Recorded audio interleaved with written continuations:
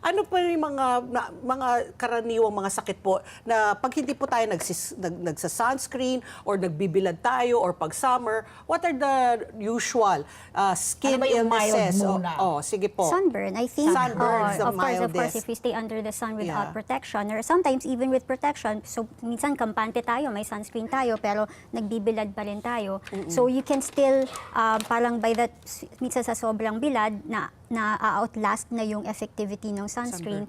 So sunburn. Okay. So minsan expired na, di ba, yung sunscreen? yeah, that's one. And it's not, we don't stop at just sunscreen use. When we talk about photo protection, yes, proper sunscreen use is a major part of it.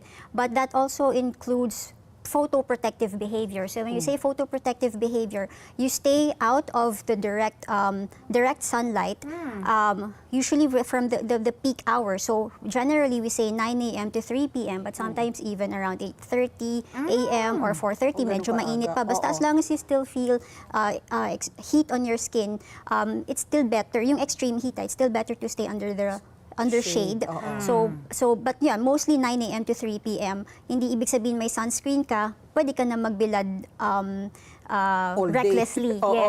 And photoprotective behavior also includes using photoprotective gear like hats, wide-brimmed hats, long sleeves kung kinakailangan,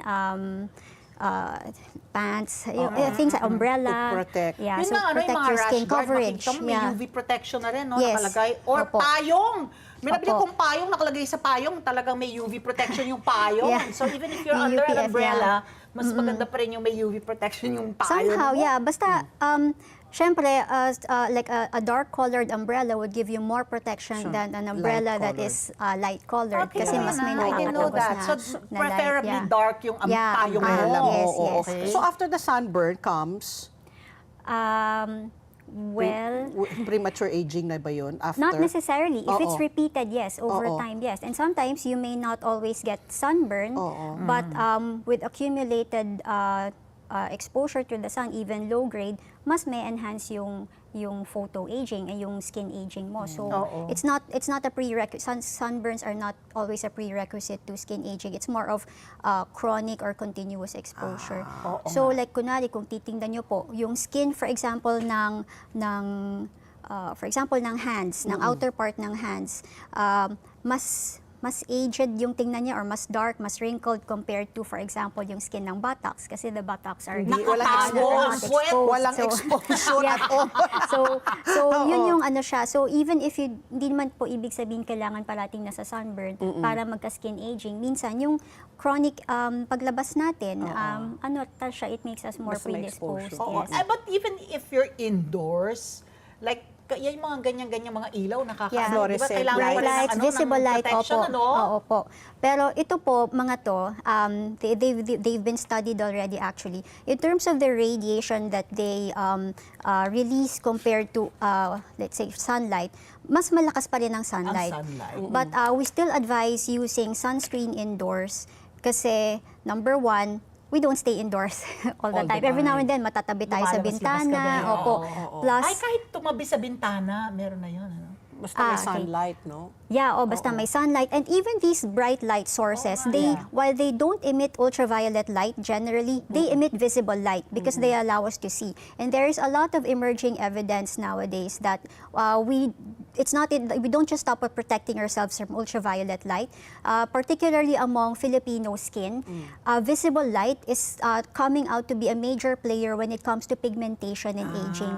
So yung like, especially among Filipinos, yung concern about pekas and mga acne marks, kunwari, mga dark marks from acne, for example. A major underlying source of radiation for this is visible light. Kaya even indoors, we advise using a sunscreen to protect against visible light also, the light that allows us to see. So pag ilamos mo pala sa umaga, di ba, toner, moisturizer, dapat talaga May meron ka na. sunblock talaga, sunscreen. Yeah, that's SOP na po. So, but doktora, meron bang alternative? Kasi like men, they're not kumbaga wala yun sa skincare nila pagkahugas ng mukha, pagka-toothbrush, lumalabas na hindi sila mahilig. And then also you cannot deny na sunscreen medyo may pricey siya, di ba? Kumbaga added yan sa budget mo. Is there any way, is there a natural remedy that you can put on your skin to protect your skin from the harmful rays of the sun?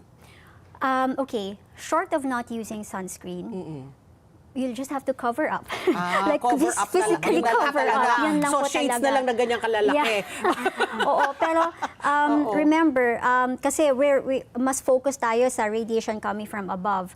Please remember also that sunlight radiation can also bounce off the ground, the ground. especially on water, sand, and Pag nasa snow, beach. for example. Yung reflection ng nasa winter. dagat, no? Yes, oo. So, kahit may coverage ka, kailangan pa rin it's still recommended that we use a sunscreen. So, if, kunwari, cost, okay, if people say, oh, mahal lang sunscreen, I don't wanna have to spend additional for this, parang isipin mo na lang siguro yung long-term effect, yung potential cost that you can save. For example, kunwari, magka-skin cancer ka, mas ano yun? Mas mahal yun. Or kunwari, magka-signs of skin aging ka na and you want to remedy that in the future, mas magastos siya, mas mahirap siya. So, like, maybe think of it as an investment in your skin, skin health. So, sunscreen pa rin talaga. Walang natural. Wala siyang alternative.